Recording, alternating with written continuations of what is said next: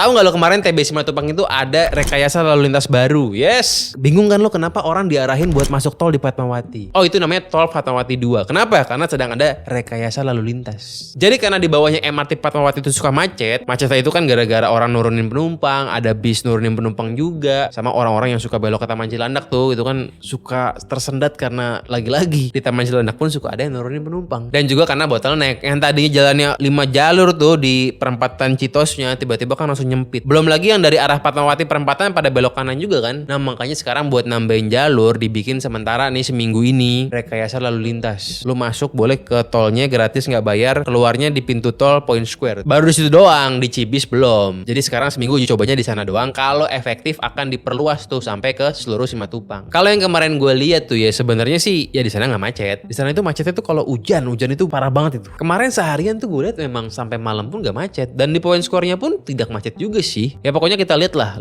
hari ini kira-kira benar nggak tuh. Kalau sampai hari Jumat hujan dan jadi nggak macet juga itu berarti berhasil. Berarti layak diteruskan sampai ke seluruh Simatupang buat sementara. Yang perlu gue kasih apresiasi ya, BPJT itu Badan Pengelola Jalan Tol itu mau memberikan jalan tolnya loh gratis buat jadi tempat rekayasa lalu lintas. Itu menurut gue perlu diacungi jempol lah. Dan itu pun sebenarnya kenapa mereka mau ikutan bekerja sama ya karena ada lobby-lobby tangan dingin dari Pramono Anung begitu loh. Lagi-lagi kalau ini orang bisa ngelobi kelar barang. Ini gue kayak penjilat tapi ini benar. Awalnya gue pikir BPJT itu dibayar oleh Pemda DKI, dibayar misalnya sehari itu diganti rugi berapa. Ternyata nggak dibayar. Ya akhirnya kan jalan tol itu kehilangan pemasukan juga loh. Ya tapi lagi-lagi karena lobby-lobby tangan dingin dari patron gue gitu loh.